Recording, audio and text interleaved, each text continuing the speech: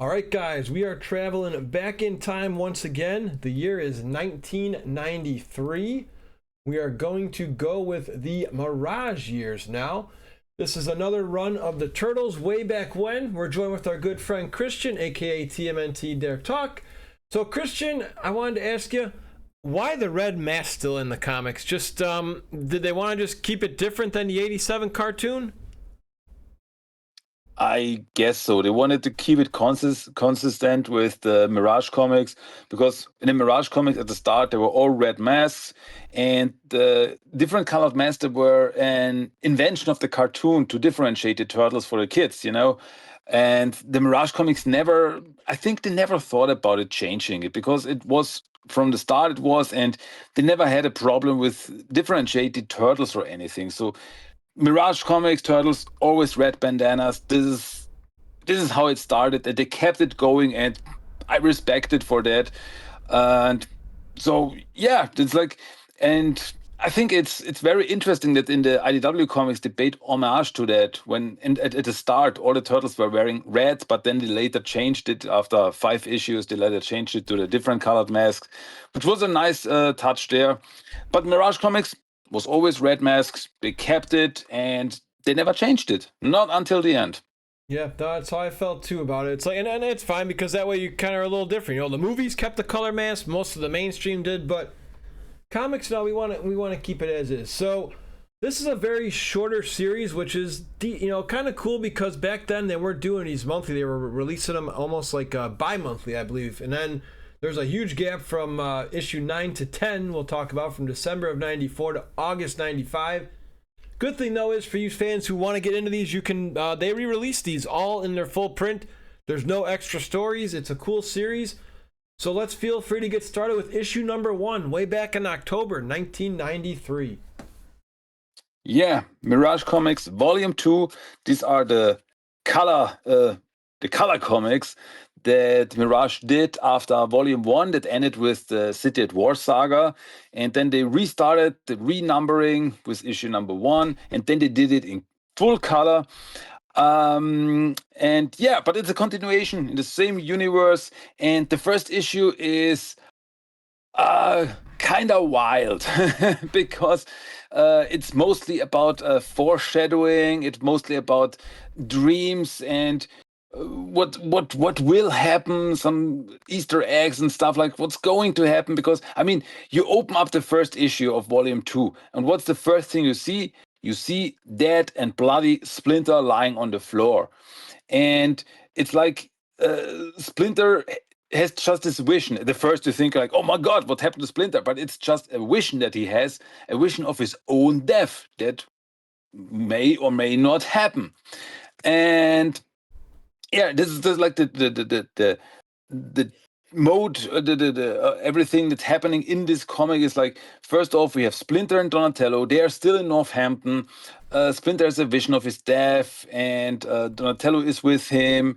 Casey has a dream about an evil version of himself that's like, I took away your Gabriel, and I'm coming for your daughter, and like has like this vision of himself, like, oh, is there something evil still inside me? Then Leonardo and Raphael have this dream about that they will get captured and attacked by Triceratons and captured by aliens. And in the end, the issue ends with Michelangelo waking up and turning off the TV because he just had bad dreams while watching bad TV shows, and that's the end of the issue. It's mostly like, okay, it's set up like foreshadowing for some things that may or may not happen in the next few issues. So yeah, pretty wild start there. Yeah, I like too with the Michelangelo production. They make fun of the original Michelangelo painting with the fingers almost touching. I thought that was pretty cool too. So, yes, I mean, what were your thoughts when you first read that? You see a turtle with almost a bloody hand just staring at Splinter, and you're like, because I never read these as a kid. Like, are we going fifth turtle again, or did someone really get evil here? So, what were your initial thoughts when you saw that first page? I'm always there for a mystery. And when something like this happens, Splinter says, yeah, that's foreshadowing of my death. And you only see like a turtle from behind and bloody dead Splinter lying there. You immediately think like, oh my God, did a turtle or will a turtle kill Splinter in the future? Who will it be? What will happen? What's going on there? I was like, this is like I'm always there for this mystery stuff, and this very very fascinated. Like, who will we see this one day in the future? And just what the heck happened here? Maybe one day we will find out. Yeah, and hopefully today, that day is today, because we'll get right into issue number 2. Yeah, this is pretty much where the story starts. Yeah, we see Leo, Mike, and Raph. They're hanging out in the basement of April and Casey's building. They have like this basement apartment where they're just hanging out. And then we switch over to a science facility at DARPA, which is this secret government organization. And there's a mysterious scientist working there on something. We don't know yet what that happens. Then we get a big action scene where Leo is out alone in the street, and he's like, because after everything, the food is gone for now. Because if you remember, the turtles have a truce with Karai, so there's not much to do for the turtles. And Leo's out like, hey, we have to do something. And yeah, he gets his action as he stops some gangsters. But he's still thinking after he did this, like, okay, is this what we're doing right now? Like, what's our purpose in life? And then at the end, we go back to the DARPA facility and we see that the mysterious scientist that we saw in this lab was none other than Baxter Stockman, that we did not see since issue number 2 of Mirage Comics back then. So that's like almost 10 years ago at 1993. And this is very, very interesting where this is going. And at the end of that issue, he looks pretty jacked too. Again, we grew up with the Baxter in the cartoon. He was like a nerdy, quiet little, not like almost a wimp. And this Baxter here in this photo looks like, he's ready to go. We could take on the Turtles. And remember, we talked about that in a previous episode too in Shellonomics. He showed no fear in that issue number 2. Do you remember? He was going right at him. He didn't care. Yeah, absolutely. It was like, this is really, as you say, if you only know the Baxter from the classic cartoon, he was, well, pretty much a wimp. But in the original comics, he was like a madman. He was really crazy and, yeah, did what he wanted to do. And if you have to kill someone, he killed someone to get what he wants. And he's no different here. Yeah, and a lot of, once again, too, these comics were very, very violent. I mean, I guess maybe they are still like this because I haven't really read too many recent stories, but a lot of shootings. Or you just say, it was the 90s. So feel free to take us into issue 3 with a lot of gunshots being fired right off the bat. Yeah, because there we are once again at DARPA, and there are some military guys. They go into this lab and they get attacked by a robot, and as you said, they get shot up, and it's really, especially because it is in color, we see a lot of red, we see a lot of blood. I don't think it would have been so dark and gritty if it was in black and white, but in color with all the red blood everywhere, is pretty crazy. And yeah, there's like this mysterious robot. And as we find out, this robot is actually Baxter Stockman himself, who put his brain himself inside a robot. For what reason? We're gonna find out. Then we switch over to Northampton, where Donnie and Splinter are currently living. And there's a police officer checking out the farmhouse because he heard that someone is hanging out there, but Donnie is hiding ninja style. And yeah, then we got in New York, the turtles, they are like, yeah, they start separating because Ref, Leo, and Mike, they're like talking about, hey, where should we go? What should be our new hideout be? Where should we live? And they're all looking for different places, like Leo looking in the sewers for a new home. Mikey's like, hey, I like hanging out at April and Casey's place. Ref is checking out like this old abandoned church. So it's like, hey, is this really now the time? Are we growing up? Are we separating?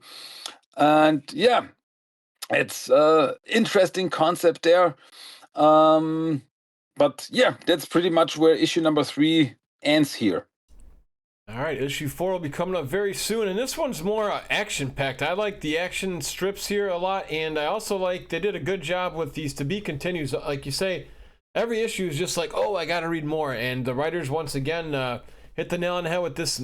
Actually, you almost can call it like a mini anime since it's just one season with about 12 or 13 issues. But feel free to break down number 4 for us. Yeah, as you said, it's something that I forgot to mention. You're completely right, because once again, this volume 2, these are all interconnected, like they flow into each other, the comics. It's not like one issue is a story. No, they go on from one issue to the next. And yeah, the same is here with issue number 4, where Donatello runs into this police officer again, and as you said, there's a big fight, there's a big action scene between these two guys until Donnie realizes that the police officer is none other than nobody. And they're like, oh, yeah, big misunderstanding there, but everything's fine. Meanwhile, in New York, Leonardo is walking around the sewers looking for a new turtle's lair, and beneath the city, beneath the sewers, he runs into a mysterious fish woman who's like this anthropomorphic fish woman, pretty much like the fish people that we saw in the issue in volume 1, like this where the fish woman died and there were these 4 fishmen. And yeah, she seems to live beneath the city. And then Leo also runs into a giant, and I mean really giant, Gamera style turtle. And yeah, it gets pretty crazy here, I gotta say. Yeah, I'm not sure where this is going with these giant mutants. But I will say this, a tip of the cap to the next issue, because they're celebrating 10 years of Turtles here. I mean, what a far, we've come such a long way, dude. We're celebrating year number 41 right now. And back then, this was just their 10th year. And hey, that's pretty strong for a franchise, if you ask me. Again, Turtle Mania was pretty much like, I would say, dead in 94. Season 8 and 9 of the Red Sky were starting, and it was just, they weren't, I don't want to say dead, but Turtle Mania, like, it was just not mainstream anymore, So, tip of the cap for them to still going strong, and feel free to walk us through the issue number 5 celebrating 10 years of Turtles. Yeah, it's pretty cool if you think about it. We have this icon there on the cover that says 10 years of TMNT, because 94 is 10 years after 84 when the comic started. So pretty cool that they got that far. And yeah, in issue 5, the whole thing with Leonardo goes on. He gets attacked by the fish woman. He fights this mysterious fish woman. The giant turtle comes out. He fights the giant turtle. It's really crazy beneath the city. And Leo even finds beneath the city, he finds a giant egg. And this egg is the egg of the fish woman. And it turns out that pretty much she only wanted to protect this egg of hers.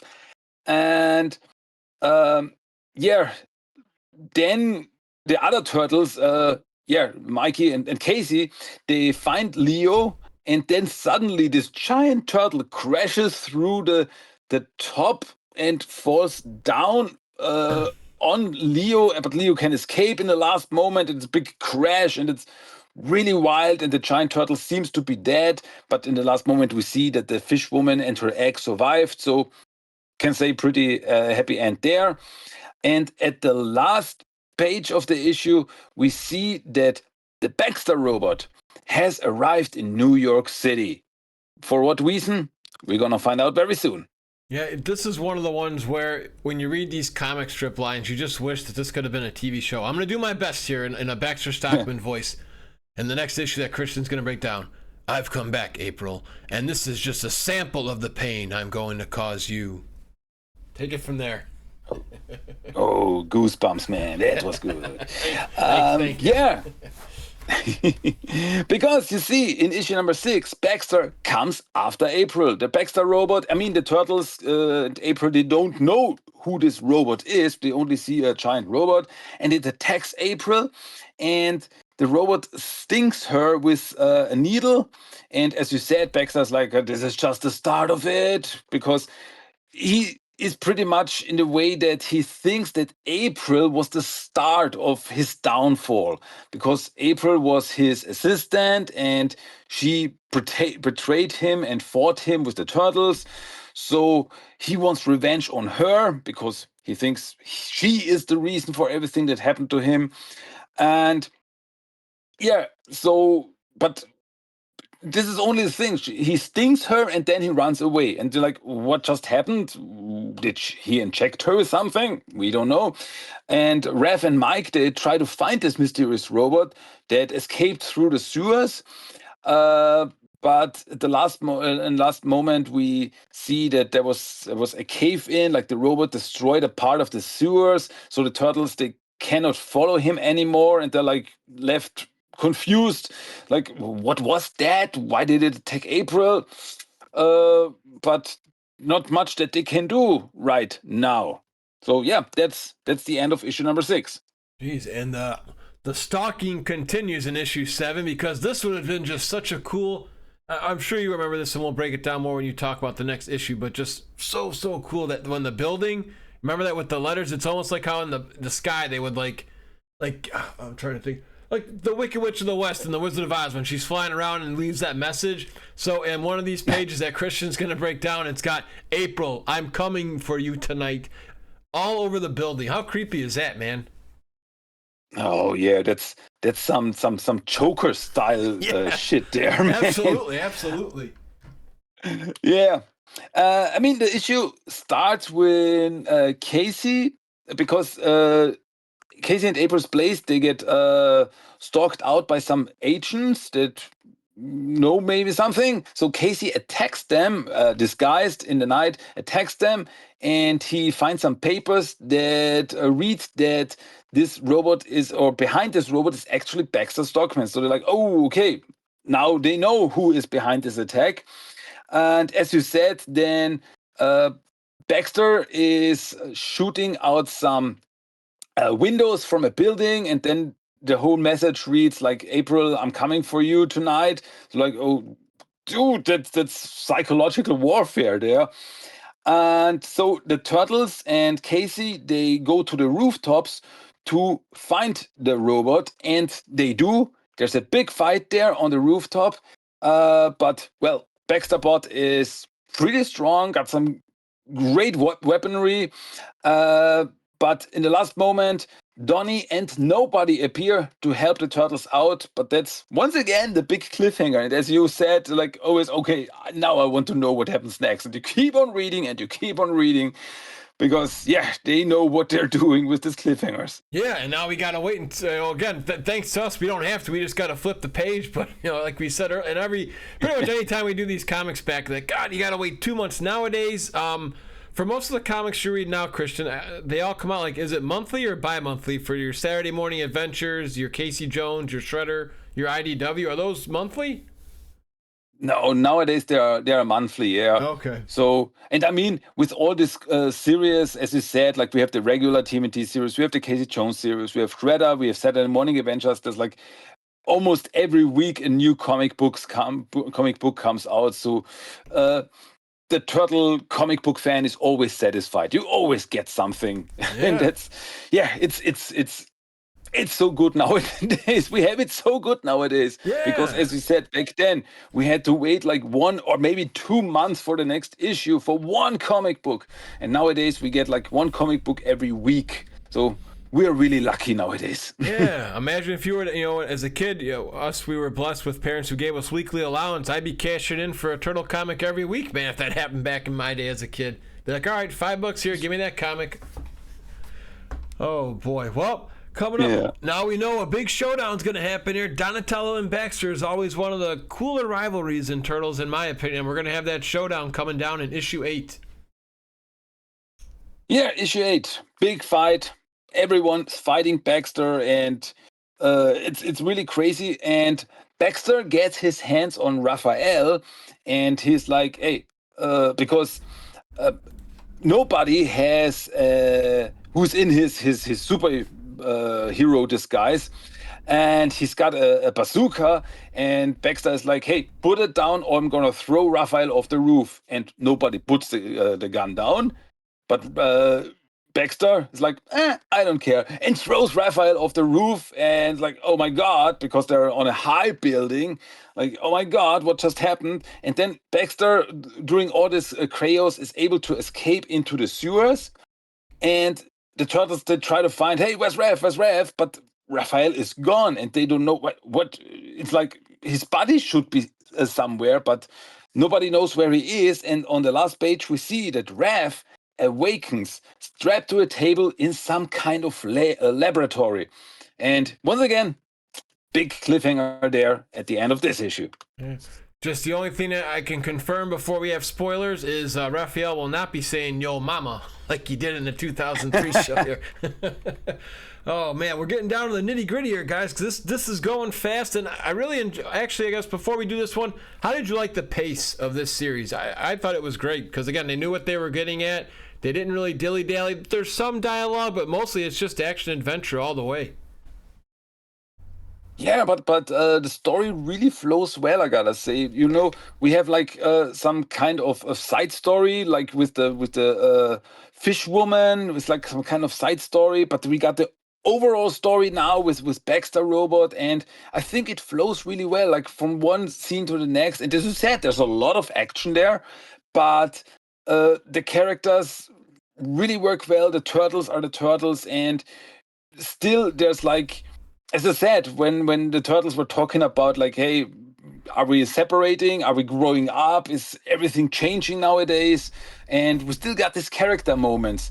But I think it really works well as a continuation of the Mirage comics. And I really like the Volume 2 stuff. And yeah, I'm really sad that it did not go on for longer than 13 issues. But hey, that's the way it goes sometimes. Yeah. And in this one, we got Baxter doing what a lot of people usually don't like when you're reading a text message or an instant message. Baxter's using the all caps on a couple of these pages with his dialogue here. Yeah, so issue number 9, it starts off with once again, some agents.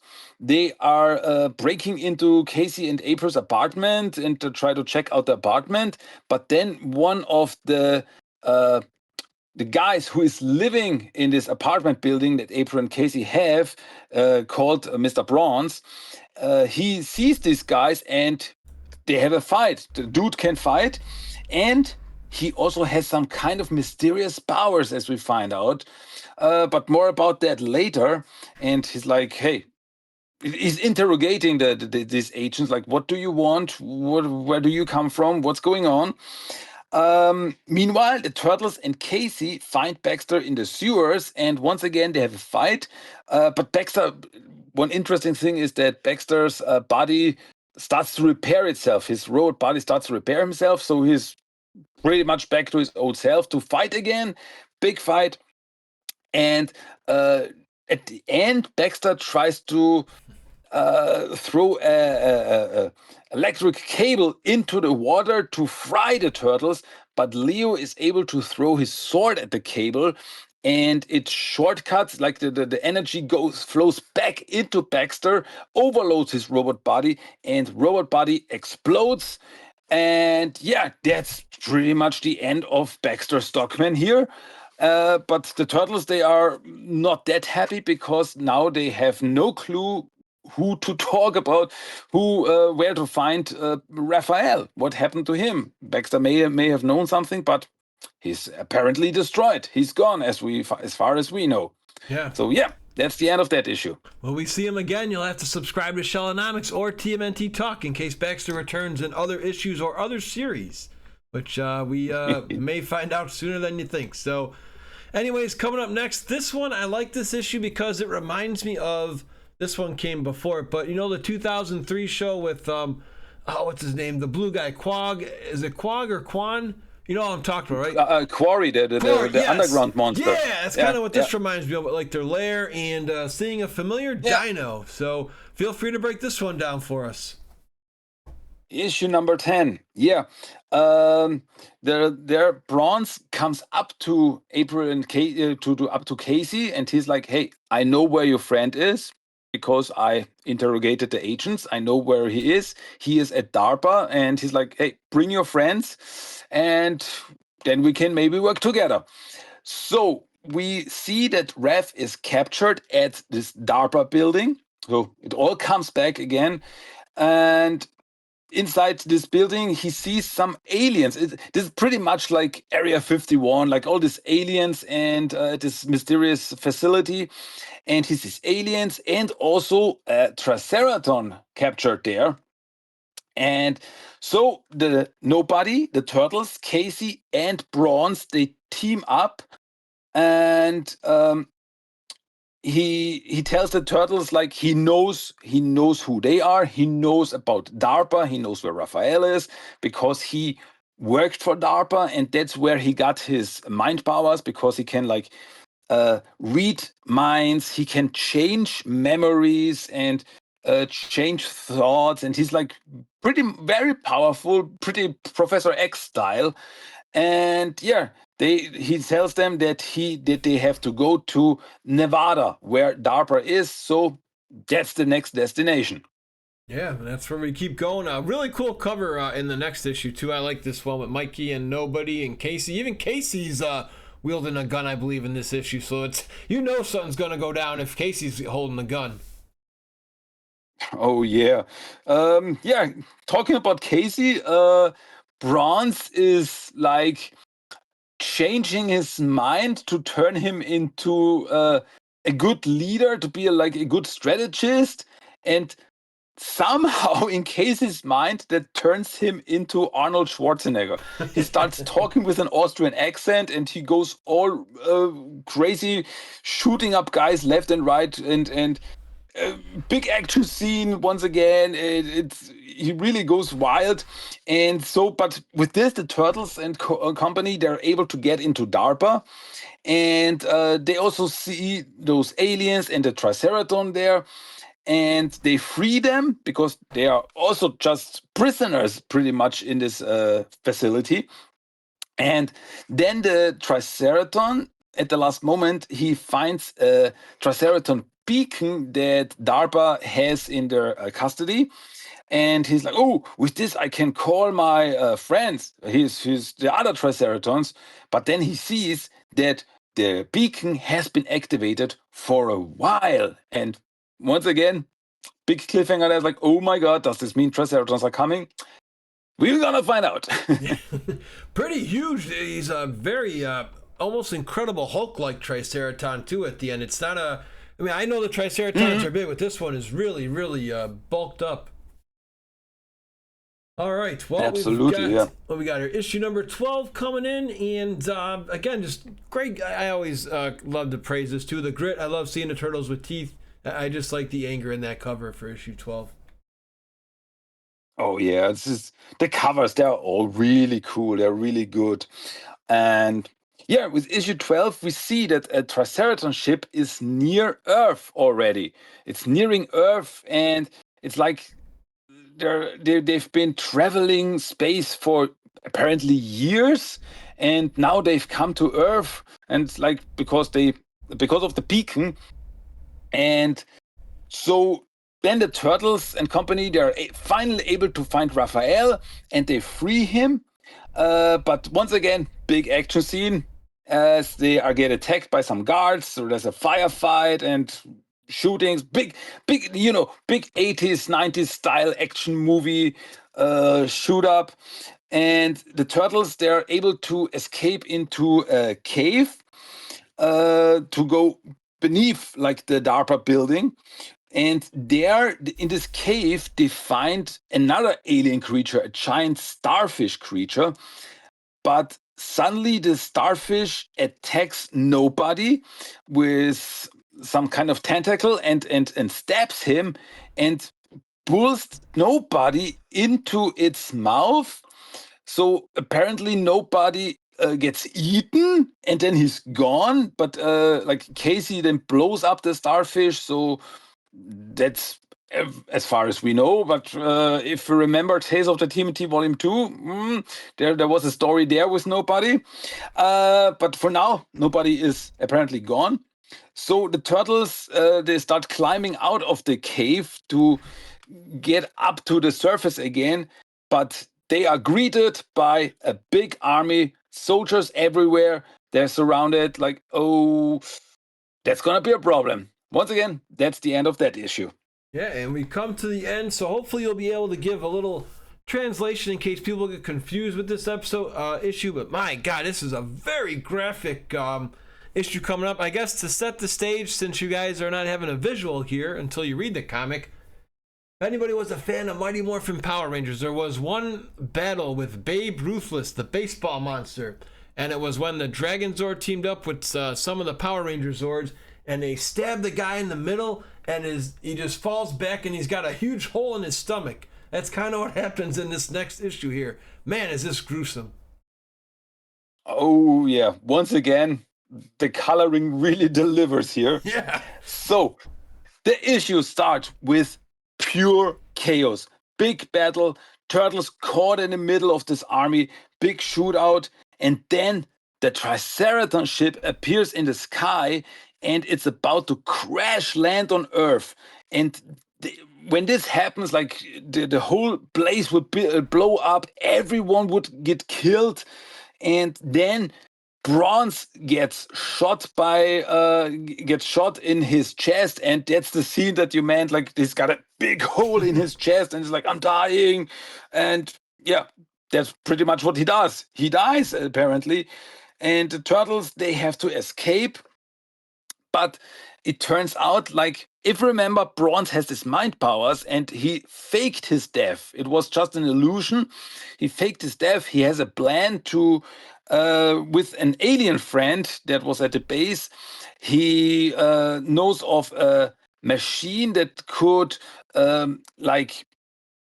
stop the Triceratops ship and phase it through the Earth so it won't crash, and then it will melt at the middle of Earth. And that's their plan. But we then see that the ship apparently does crash. The Triceratops ship does crash once again. Pretty graphic, as we see it all blows up. The turtles, they get blown up. They get like their faces get melted off because of the heat. It's really crazy, and they're like, "Oh my God, what the shell is going on there?" But then in the next moment, Leonardo wakes up at Casey and April's apartment like nothing happened. Like, what happened? When did we come back from Nevada? And nobody remembers anything. Like, wait, we did never go to Nevada. What are you talking about? But then we see that Bronze is outside in the street, and he sees Leonardo, and we know, like, Bronze changed the memories of everyone, but somehow Leo is the only one to remember their adventure. And yeah, and with this twisty ending, the series volume ends with issue number 13. And yeah, as I said, I would have liked to see more of this, but yeah, that was the end of issue number 13. That was the end of volume 2 of the Mirage comics. Now, why was that the ending? Was it because, again, that's when the show was coming to an end? Everything was just like, I mean, they were, because that's pretty much the end of Turtles right there, except for volume 3 we covered, not last week. But why did this one end so early? As far as I remember, and I hope I get it right there, Mirage Studios had some troubles back then. If you remember, like between issue number 9 and 10, issue number 9 came out in December of 94, and issue 10 came out in August of 95. If you remember, Mirage Studios, there was a big flood there, and pretty much a lot of their stuff, of their comic books and all of the workspace got destroyed. So they had to start anew, and but money was a big problem then, so they were not able to afford to keep the series going. And so they had to like, okay, we can put out some more issues to finish our story, but that's it then. And that was the end of that. So yeah, pretty much it was about, yeah, there was a flood and they lost a lot of money, Mirage Studios, so they had to finish it up for now. And that was also then that they gave the license to Image Comics, as you said, when we talked about the Image series Volume 3, and but Mirage Studios with the comics was for now, with the Turtles, was for now done back then. Oof, and yeah, I mean, it was cool too. We got to see Baxter come back, Triceratons, a lot of very fast paced. But we don't want to have this episode be too short, guys. We're going to deep dive into the next generation of comics, which got me very, very excited as a teenager in high school. Because this is where, the internet was around, and I was hearing the Ninja Turtles are coming back to comics. And my first thoughts were, oh my god, this is awesome. I can't wait to get the first issue. There was a comic store that opened up near my house. My buddy and I went. I grabbed 2 issues. He grabbed 2 of them just so we can keep one for collectibles and one to give, to read or give to like another friend. So, dude, what were your thoughts? Did you read these ones back in 2001, the ones that we're about to start talking to? We'll do the first 10. I think 10 is a good stopping point, but what were your thoughts going through these for the 2001 era? Dude, I remember the time. If you think about it, like Image Comics ended at 99. And between 99 and 2001, Turtles was pretty much dead. There was nothing. That was the dark ages of Turtle time because there were no comics, there were no TV show, no movies, no real action figures. I mean, there were some reissues of the action figures, but nothing new. It was over. It was pretty much over. But in 2001, Peter Laird came back and said, hey, I want to do Turtles again. And that was the time when Kevin Eastman sold his half of Mirage Studios to Peter Laird. So Peter Laird was the sole owner of the Turtles back then. And he's like, I want to do Turtles again. And that's then he started with Volume 4. And I was so happy back then that the Turtles are back, at least something. I mean, like 2 years later, in 2003, we got the 2003 cartoon, and we praised this show enough. So that was the resurgence of the Turtle Power. But just to get something again, and even especially something from Peter Laird, something from Mirage Comics, the ones that started all, I was really happy back then. And yeah, I tried to grab the issues back then, and it's wild. And yes, if you have not read these comics back then or are not able to get them now, don't worry, because IDW Comics is currently reprinting Volume 4 as Teenage Mutant Ninja Turtles Journeys. And they're also, once again, they're in black and white, and the reprints are also in black and white, so it's all this old school style. And yeah, to be honest, I could not be happier to finally get some Turtle comics again. Yeah, and when we get to the finals list, I'm going to ask you. You don't have to answer this now, but the question will be: will they clean up some rough patches and get some closure like they did in the last run? Because when we break down the later issues, when we get to issue 32, we're going to be a little maybe disappointed. But for now, it's here. The Turtles are older, which is what I like in this. It starts off almost like the 2003 first episode. You got some narration by Leonardo. They're ready to go. Let's take it away. Issue number 1. Yeah, issue number 1 of Mirage Comics Volume 4. The issue starts first off. It starts off at the moon, where some Utroms and robots are doing something.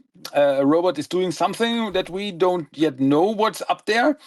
And then we come to the Turtles, and as you said, the Turtles are older. They are in their 30s now. But the comic is still called Teenage Mutant Ninja Turtles because I guess middle-aged Mutant Ninja Turtles does not sound so cool. So, and as I said, like this whole opening is like a callback to the very first issue when the Turtles fought the Purple Dragons back then. And like the narration by Leonardo and everything. But now they are fighting the Manhattan Militia, who are a new gang, and there's a big fight. And Donatello is able to get a snowmobile from one of them, and he drives it around the city, and during his driving around, he fights an old armored car that's gonna be important later. And Mikey gets hit by a bus and gets hurt, hurt. And but then some mysterious guy appears and seems to try to help him. Then we catch up with April and Casey. They're an item now. They're married, and they try to get pregnant. And then we see that Shadow, Casey's adopted daughter, is now a teenager, and she's living in Northampton with Master Splinter. And she's also training a little bit under him. And that's pretty much it. It's like one catch-up issue, and it's like, hey, where are the guys now? What's going on now? Like years later, like 15 years later. And pretty much the start of a big story there. What do you think the tone was that Peter Laird was trying to set for this new set of Turtles here? Because this was his own almost baby, so to speak, because there was no Eastman. It was just Peter Laird. He owned them by himself now. Yeah, absolutely. And, well, I think it's like he really tried to grow the Turtles up. Like, they are now in their 30s. They're older now, and the world has changed. It feels like pretty much, this is around 2000 here, where we're going with the Turtles. So it feels like this, with technology and so on and so forth. And there's a lot of sci-fi stuff in there with the Utroms, because as we know, Peter Laird is a big sci-fi fan. So it's just like he got his guys together for the art. It's Jim Lawson, and he got his friends together. Like, hey, we can do pretty much what we want now with the Turtles. There's no one like looking over our shoulder what we are doing. He is the sole owner of Mirage Studios. He can do what he wants, and he pretty much did this. Not everybody was happy with the series, but he went with it and he did what he wanted to do, and I totally can respect that. And so, that was, I guess that's pretty much what he wanted to do, like to grow up the Turtles and just tell stories that he wanted to see in the comics. And that's where he went. Yeah, there's a character that I figured was going to eventually make an appearance here that we'll see later. But how about your take real quick before you start issue 2? Did you like them going back to black and white in the early 2000s? Because the colors, like you say, are always in cover, but it was the inside that was black and white. It feels Mirage. It feels Mirage Studios, because as much as I liked Volume 2 for its little color adventure, but Mirage Comics was always this black and white feeling, and I think it was the right choice, because with this issues they came out bi-monthly. And I think it would have taken even longer if they would have gone with color. So I was happy with that. And Mirage Comics, black and white, it feels right. It just feels right. Yeah, it's like he wanted to go back in time and, I don't want to say rewrite history, but just like say his own chance of, doing this. But issue number 2, dude, my eyes were glued to that cover page with a turtle literally falling from somewhere. So where is this dude falling from, Christian? That's Michelangelo. And we see at the start that Mikey, as we said, got hurt, and he gets transported in some kind of ambulance, and he wakes up and like, oh no, I've got captured, and he tries to escape, but then he sees that he is inside a flying ambulance, some kind of flying vehicle, and he falls out of it and would have fallen to his death if not a winged superhero appeared called Reptar. And yes, Reptar, that's the guy that we know from a 2003 cartoon that appeared in one episode, but that was his very first appearance.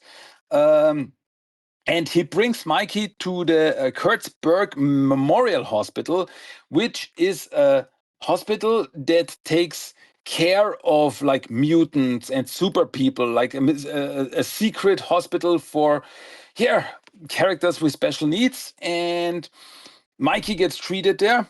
And then we switch over to Donnie, Rev, and Casey, who start working on this armored car. Like, ooh, will this be like a battle shell or anything? And then we see that the Utroms, they in their spaceships, they are flying above the Earth, and yeah, it looks like they're coming to Earth, and that's once again where this issue ends. Yeah, it was a good. And what's crazy about this too is the amount he. It's a little confusing, but he just with Laird and the team. If you notice, guys, these pages kind of go all over the place. It's like you get a lot of bang for your buck here. You know, so the ones we just covered were almost like 25 to 35 pages per issue. Some of these go into like 60 pages. Most of them were like 50 to 60 pages were covered here. So feel free to take us away with issue number 3, which is a little splash of X-Men to a degree, with a character that intervenes with Michelangelo here. Yeah, because I don't know if it was in the last issue, but in this issue, like Mikey, who is at the hospital, he meets an old friend. He meets Sippy Lad, who was the guy from the Justice Force, the super fast guy. And yeah, but Mikey gets healed at the hospital and he's fine. He's fine. Then the Utrom spaceship, it starts to descend on Earth. It comes to Earth, and the people, of course, they like, oh my God, what's going on? Like, a world-changing event is going on there. And even Splinter and Shadow in Northampton, they watch the news. Everybody is like, oh my God, aliens are coming to Earth or something. And then as you said, like there are some pages where is no dialogue. It's all art where we see like the spaceship, this giant cylindrical spaceship, gets put into the harbor as a little island, kinda, and that's where they land. That's where the Utroms land, and it was like, okay, what is their plan? What do they want? And once again, that's where this issue ends. We don't know what the Utroms want, but we're gonna find out very soon. Yeah, we sure are. And issue number 4. This is one again, guys. We will plug TMNT Talk's Discord. I'll plug it now, actually, because that's where me and him usually will share what we're gonna, talk about in the future weeks. And there's a really cool, Frozen. Do you want to build a snowman in this one here that we talked about? So feel free to break down issue 4 for us. Yeah, in this issue we see Leonardo training with some snowman. Like he built some snowman and then he starts training, like attacking the snowman on the rooftop. And one of the snowmen looks like Shredder. That was very cool. And then we see like the Utroms. They come out of the spaceship to greet the humans. And of course, everybody's like, oh, what's going on? Do they want to attack us? Is this an invasion? But the Utroms, they step out of the spaceship and they're like, hey, we come in peace. I mean, at first there's like this tension there, but then one of the Utroms, as they step out of the spaceship, like trips and falls, and the tension is gone. Like everybody's laughing, like, hey, okay, they cannot be like that bad when they're like a little clumsy. They're just cool dudes. They're normal dudes. And then they start telling what's the plan.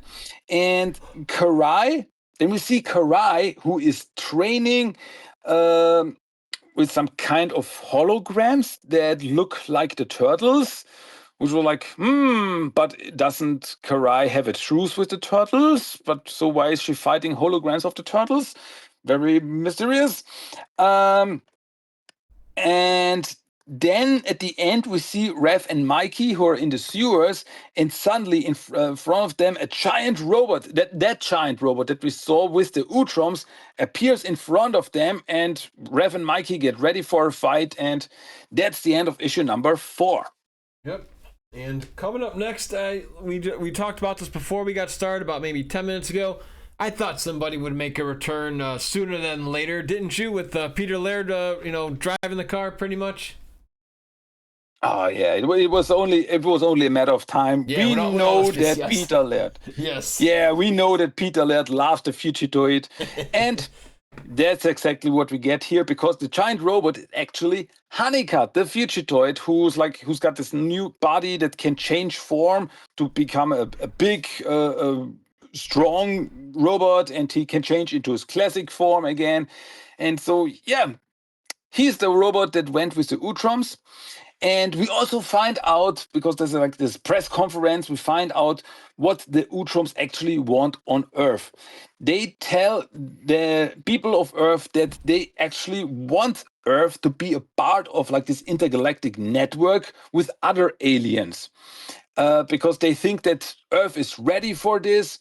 But they're not like, hey, we're gonna do this. They tell the people. They're nice about it. They like tell the people like, hey, you have 1 year. We stay on Earth for 1 year with Utroms and aliens and so on and so forth. And if it does not work for you, then we leave again. And that's pretty much the plan. So then we get a 6-month time skip, and we see that the Turtles and actually the Foot Clan are working with the Utroms as like a security force, and there are aliens walking freely around a town, around the city, and the Turtles, they also can walk freely around city now, because aliens are nothing unusual anymore. It's really crazy. And Casey and April visit the Turtle at this island base that the Utroms have. But as April walks through the door, a security alarm goes off, and everybody's like, "Oh, what does this mean?" And yeah, that's the cliffhanger ending of this issue. Yeah, where they just keep going and going. And then, of course, one of the more what in the world is going on with the cover of issue number 6. Now, for those who can't see, Splinter's pretty much got some sort of either photograph or sniper on him. I've never seen that before in regards to Splinter, and I was like, okay, I have to buy this issue today. So feel free to break down number 6 with people checking out Splinter. Yeah, as you said on the cover, we have Splinter in the crosshair of something, and this is like, okay, when you see this cover, it's like, what does this mean? Oh my God, does Splinter get shot? They know what they're doing. Like, okay, I have to buy this issue. Yes. So, but in this issue, we find out that actually Shadow has a boyfriend named Jay, and he always like, hey, I want to meet your family, and she's like, not sure about this, because I'm living with a giant mutant rat at the at my place, so don't think that's a good idea. But Jay is spying on the place, and he sees Splinter through the scope of his rifle, and that's where the cover comes from. And he's like, "Oh my God, what is this?" And he tries to run off, but he runs into none other than Stainless Steve Steele, another member of the Justice Force, who is also hanging around this place. And Metalhead, yeah, I almost forgot Metalhead, the little dude, not the robot, the little dude who is a member of the Justice Force. And we also find out what's going on with April, because the Utroms find out that April has in her bloodstream, and that's why the alarm went off. She has in her bloodstream nanobots, and these nanobots were injected in her by Baxter Stockman in Volume 2. If I remember, way back, that was like 10 years ago when this issue came out. The Baxter robot stabbed April with a needle and injected something in her. We did not find out in Volume 2 what this was, but here we find out it was nanobots, and they are now active, and they are, a problem now. So yeah, that's where we're going with this. Yeah, and they're gonna try to discover that. And coming up in the next issue, it's just they have to do this on purpose, right? Anytime you read "Let Me Tell You a Story," we know where that's coming from. They could word that any other way. It puts a smile on my face when I see that. So coming up in issue 7, we've got that, and almost like I kind of compare this. I call it Jerry Springer, just because it's like, or Amari, like, you're not the father, with regards to April, where she came from. So that's kind of what I had in my notes here. Yeah. First off, with "Let Me Tell You a Story," it always, when it doesn't matter what TMNT medium it is, when this appears, someone says that, it always like, I know where it's coming from. I was just watching the second season of Tales of the Teenage Mutant Ninja Turtles, and when they said, like, at the start, like, "Oh, let me tell you a story," it's like, yeah, you know what you're doing there. It always makes me happy. And yeah, issue number 7, it starts off with super turtles, because we see in a different world, in different dimension, we see some super turtles having an adventure, and we find out that is an Utrom scientist is checking out like this different dimension with this machine. And yeah, he sees super turtles with superpowers. And yeah, these are the same super turtles that, yeah, in 2003 appeared. So yeah, 2003 took a lot of stuff from Volume 4, as we find out. And yeah, April is tested and checked because of the nanobots. What's going on with her? The Utroms try to find out what's going on with her, and they want to help her. And even Robin, April's sister, comes in. She flew over from Los Angeles to see what's going on with April. And that was good, because during all this testing, the Utroms find out that April and Robin are not biological sisters. And there's once again like, what's going on here? Yeah, that's issue number 7 for you.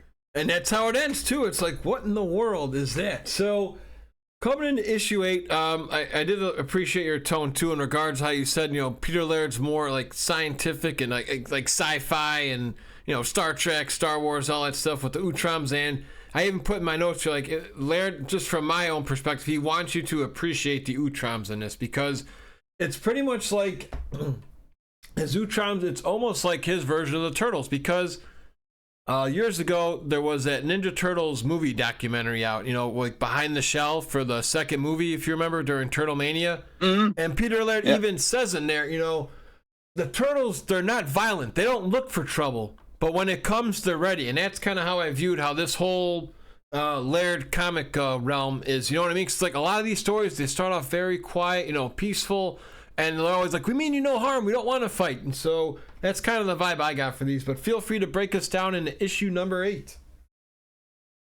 Yeah, in this issue, we find out in Northampton, none other than Bronze arrives. Yeah, he's also there from Volume 2, and he comes in to change Chase memories so that he does not remember Splinter anymore. So yeah, that problem is over for now. But we have a little training session between Leonardo and the foot ninja Cha-Ocho. As we remember from Tales of the TMNT, the foot ninja that has a history with Leonardo. They have like a little training session. It gets a little heated.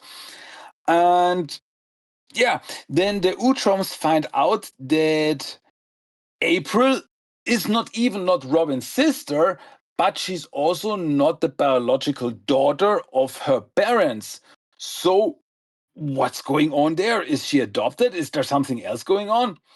And but they don't have enough time to find out more, because suddenly April is in pain, because the nanobots, they start attacking her from the inside, and they're like starting to destroy her from the inside.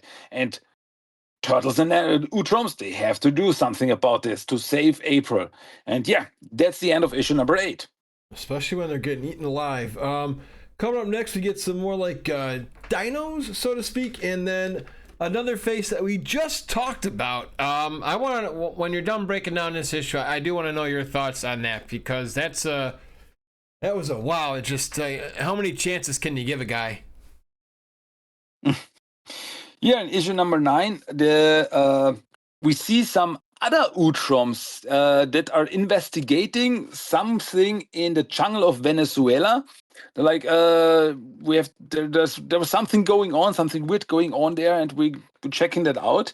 And then they run into some dinosaur raptor creatures that, for some reason, talk like Gollum from Lord of the Rings. Very weird, very strange, and they get attacked by these raptors. Wild. And then, as April is still very much in danger, Donatello wants to help her, and he goes to visit none other than the remains of Baxter Stockman that he left in a secret place in the sewers. He like bolted these remains of his robotic body from volume 2 on the wall of a secret room that apparently he found after Baxter got destroyed, after Baxter got defeated. And he goes to Baxter because he was the one who injected the nanobots, and Donatello talks to Baxter like, hey, you did this. How can we stop this? And Baxter is pretty much happy with it. Like, oh, so now finally they activated. So yeah, April get what she deserves, and Baxter will finally have his revenge. And Donatello is talking to Baxter for like hours. Like, please, we'll do anything. Can we do something? But Baxter is like, no, no way. This is what I want. So he does not, he has no intention of helping. And Donatello realizes that this is a lost cause. And he grabs a Triceratron blaster that he also has at this place. Dear acorns. And he shoots Baxter, kills Baxter.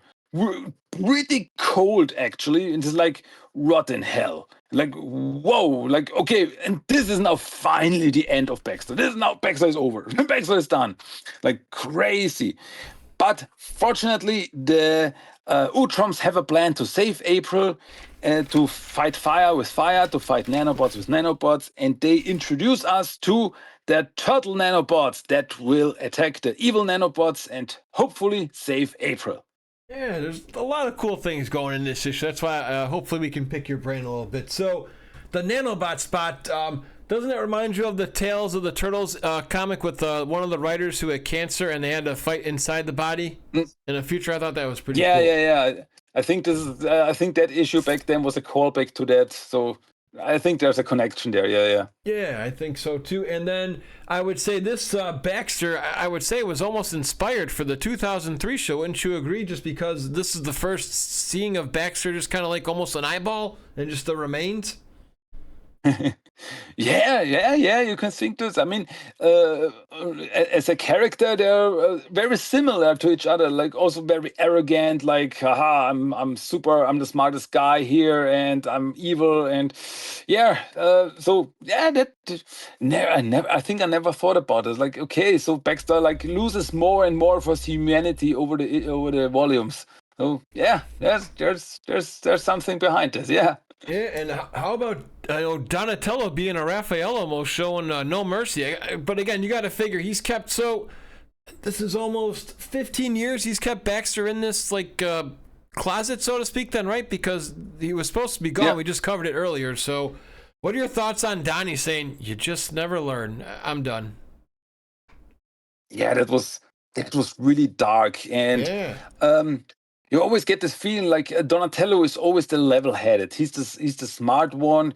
He like always has a plan, but you really feel his frustration there. And there are some parts in the comics when you feel like Donatello has also a darker side to him.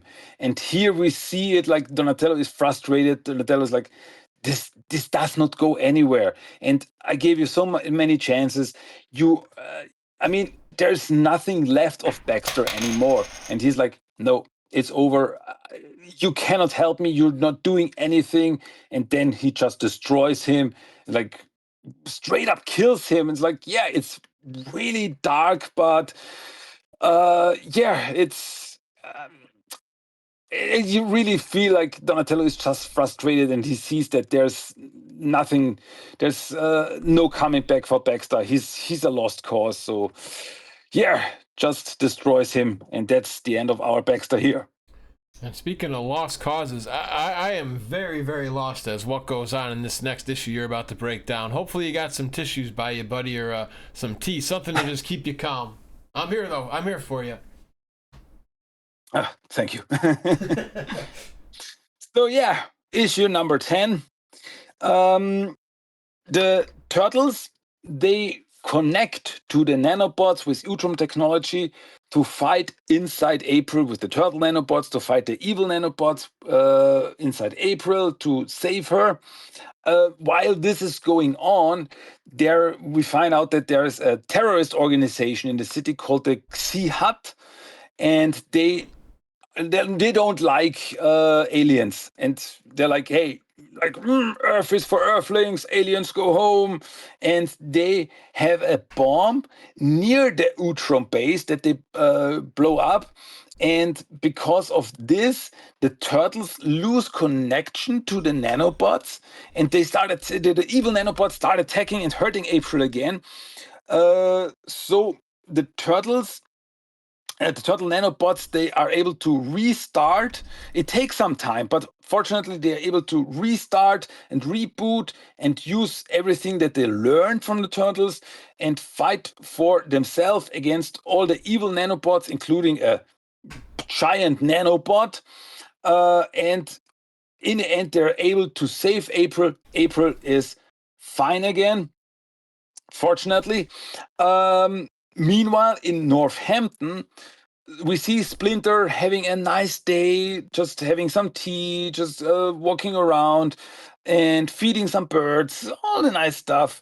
But suddenly he has he pretty much has a heart attack. He grabs his chest, he falls over. We see in the background, we see the ghost of the Red King watching him, because they have this connection there, this mysterious connection there, and Splinter falls over, and like, oh my god, what's going on with Splinter? Then we go back to the turtles. As sometime later, April is fine, everybody's happy. Then Leonardo gets a phone call, and he gets told that Splinter has died. His heart attack was fatal. He is died, and that's the end of issue number 10. And oh my god, what an ending! Yeah, I mean, for those who it's I'm okay with it, because you got to figure too. I mean, that this is another 15 years advanced, so he almost kind of died of natural causes to a respect, right? I mean, he just older age. I mean, yeah, he knew it was coming, and just it's just crazy, because that's actually how my uncle passed away 5 years ago. Was we got a call in the morning, and it was the same thing. Just my cousin found him passed away on his couch, so it looked like he went out, did his little smoke, like the little tea thing, kind of like how Splinter had, and it was just his time to go. So just very random put in there, though, because it's just in the middle. It was a very good shock value, I want to say, because we just last week we covered it. Donatello's been shot. Here it was like, just nice peaceful, and the thing too is most of these issues so far have had that nice setting. Hey, we're going to take you to the spaceship on the moon, like in issue 1. We're going to take you over here where the Utroms are just doing political, dialogue. But here it's just gone. After a little, like you say, nice, they paint the picture and then just done. So, were you, obviously you were surprised that Splinter died, but how did you take it? And did you think this was ever going to happen in a Turtles verse? I did not expect it to happen, and I did not expect it to happen in this way. Because if you think about like comics, it's like always the heroes, they fall during a fight, they get killed during a fight, saving the Earth. But here, Splinter is just natural. He's having a heart attack and he dies naturally. As you said, it's like 15 years later. Splinter was already an old rat in volume 1. He already was an old rat, and like it's 15 years later, and he was old, and it's natural, and it feels, it was really a shocker back then, because we did not get any Splinter death before that. I just try to remember, but no, there was no Splinter death in any other Turtle universe that we witnessed, at least. So it was like very a big thing back then. Like, oh my God, did they kill Splinter? How could they? But yeah, it's just yeah, the way it is sometimes. And I also really like the inclusion of the Red King, just like the ghost of the Red King in the background, just watching him not doing anything. And it's like, oh, it's just really good. It's just really well presented through the art, through the story. And yeah, it was a shocker back then, definitely. Yeah, and that's going to do it here, guys, with the cliffhanger. So it's to be continued here on Shellonomics, because we'll be talking more about these next week before Christmas comes our way here in the States at 12/25. But if you guys need somewhere to go, have either a slice of nice hot pepperoni pizza or that hot chocolate with some... I'm the big Milo guy. I don't like the small. I like give me the big chunky marshmallows. Where can I find more podcasts, Christian, talking about Turtle comics?